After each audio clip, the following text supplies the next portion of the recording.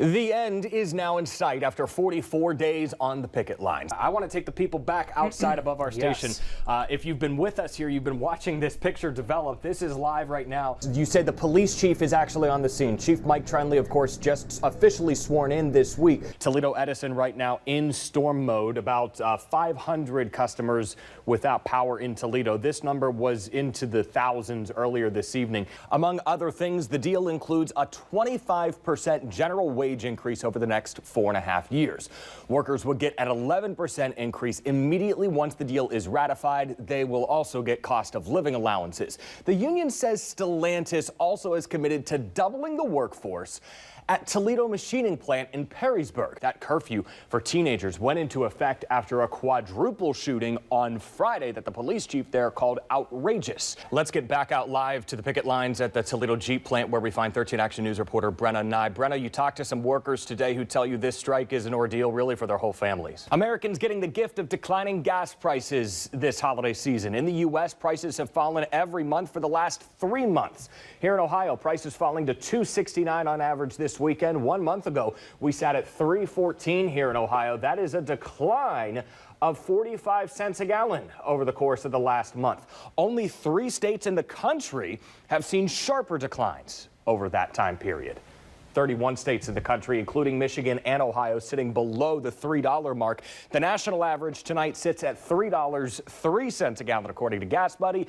The national average hitting its lowest level since June 2021.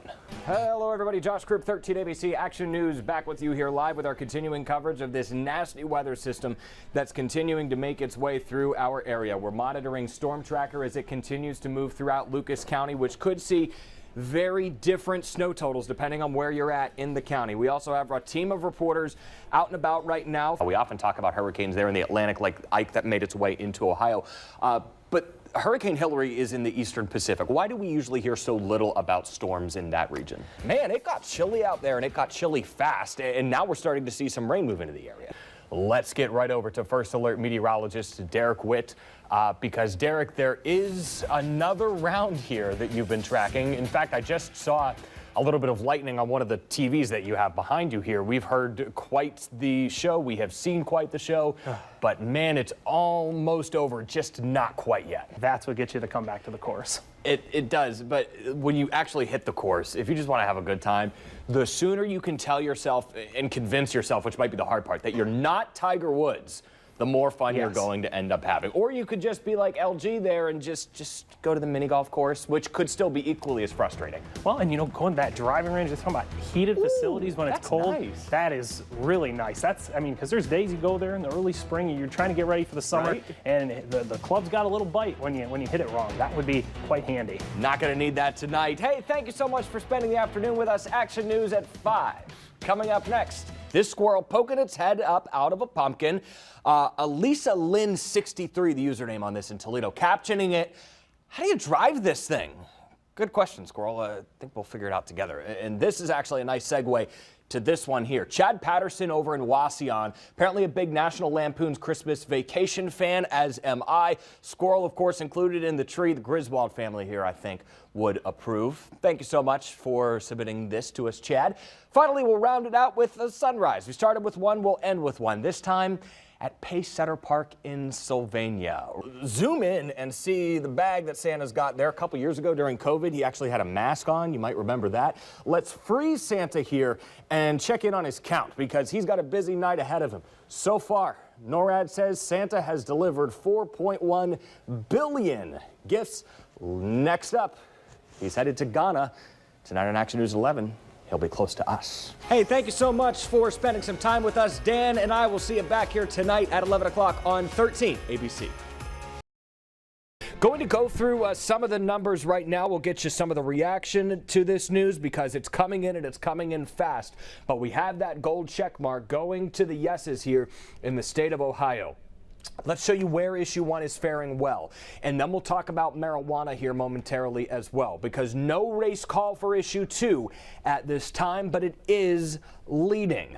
by a smaller margin. Let's start by talking about what we're seeing for abortion. The AP race call coming down at 9 p.m. even here in the state of Ohio. Winning a big portion of the vote right now in Northeast Ohio, which is where the yes vote needed to pick up a lot of the victory and not lose ground that it had in August. This was the proxy vote, quote unquote, on abortion that we saw here in Ohio in August. This vote made it so that we could have a 50% vote for this to pass tonight.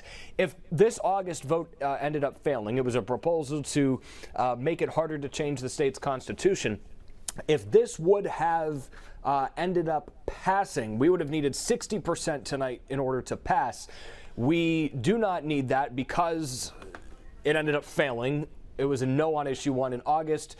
Look where the vote count is right now, 58% saying yes. So if that ended up passing in August, abortion rights would have likely failed tonight. A jam-packed week of news here in Northwest Ohio, Southeast Michigan. Plenty of things going on today that we need to discuss. Hello, everybody. Welcome into Action News Now on your Friday.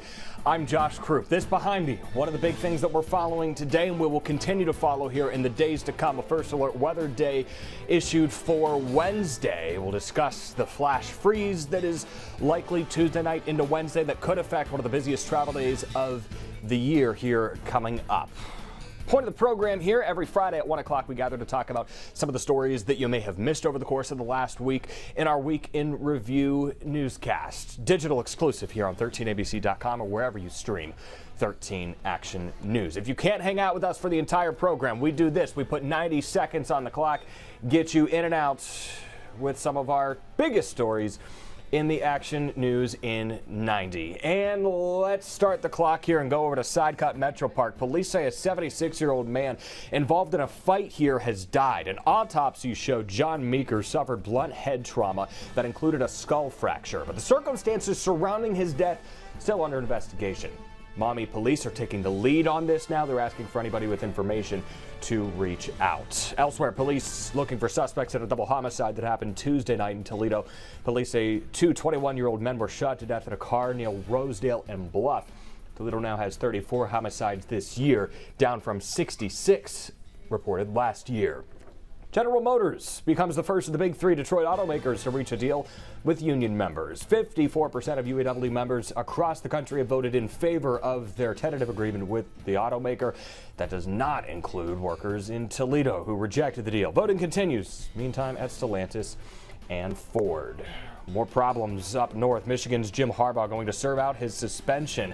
And the Big Ten Conference is ending its investigation into the football coach. An agreement to resolve the university's lawsuit against the conference. It means that Harbaugh will have to sit out against Maryland Saturday and Ohio State next week. The university was challenging the 3-game suspension handed down by the Big Ten. The NCAA's investigation continues, meanwhile, into the sign-stealing allegations scheme. And finally, it is the big night we've all been waiting here for at 13 Action News. Set your alarm, 7 o'clock p.m. tonight. Town Center at Levis Commons.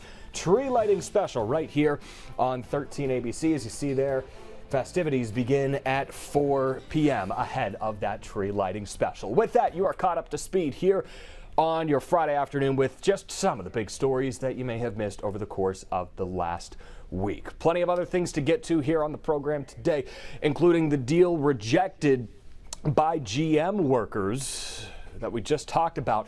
The voting process underway for Stellantis and Ford, we'll tell you about that. But also another strike happened in Toledo this week, and then just like that, it was over. We'll catch you up to speed on that if you may have missed it. Also, a bloody doll in a yard. A disturbing discovery for one family, why they believe they were targeted with this act. Urgent cares, closing, condensing. Does it affect you in your neighborhood? We'll let you know later up. Also, a road tax. Expect it to be back on the ballot come March of next year.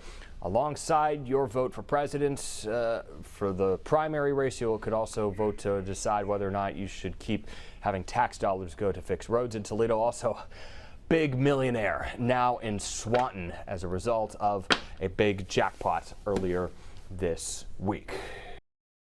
that breaking news as we come on the air. Murder charges officially filed against the husband of missing Lenawee County woman Dee Warner. Dale Warner appearing in court today via video on 2 charges: murder and tampering with evidence, those in connection with Dee Warner's disappearance. Dee's body has never been found.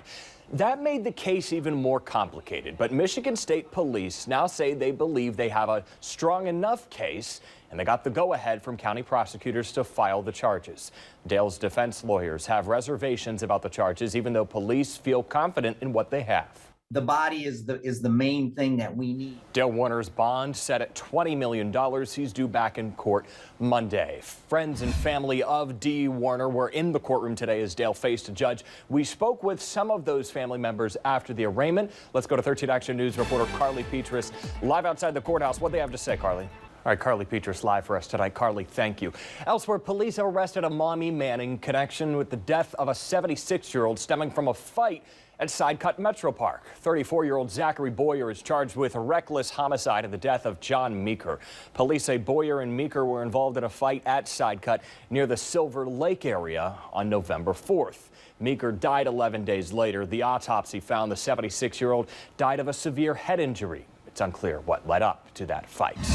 Authorities are investigating an explosion on the Rainbow Bridge near Niagara Falls on the U.S. side that killed at least 2 people. ABC News reports a vehicle was seen on surveillance footage at a security checkpoint before speeding up and crashing into a second checkpoint and then exploding. Authorities shut down the Rainbow Bridge along with others in the area. Local law enforcement also placing K-9 officers on each of the international bridges.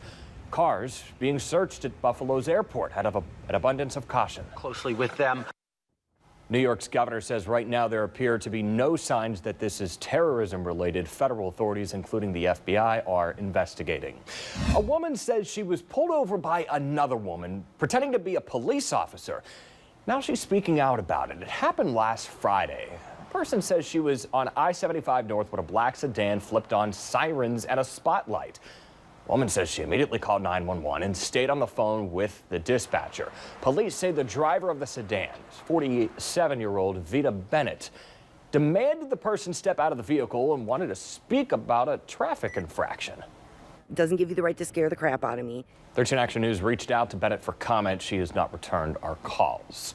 Now to an update on a story we brought you earlier this week. The mother of a person reported missing on November 7th says they are still alive. According to police, the mother of 33-year-old Thomas White says she viewed video from the Dollar General on LaGrange today. She says that video shows White making a purchase. White's mother says this is a big relief for her, but she's still concerned about their mindset and safety. She also says she still wants you to notify police if you see White. Now to a neighborhood nuisance tonight, a Toledo apartment complex where people say they're afraid in their own homes. Madonna Homes provides housing for people who are 65 and older or have a disability. Residents say a new management company took over about a year ago, reducing security measures. Now, they say people are getting into the building, sleeping in laundry rooms, one man even getting arrested for indecent exposure. I-Team reporter Sophie Bates on the case, reaching out to new management company today for answers. Hear their responses and the changes residents can expect. That's coming up tonight on Action News at 11. Let's round out our top 7 at 7 now. The next big thing, what Jay is watching for us. He joins us live with that, Jay. All right, Jay, thanks. A standoff at East Toledo after a shooting leaves a woman in serious condition. Police end up deploying tear gas here. What happened next that still has them searching for that suspect?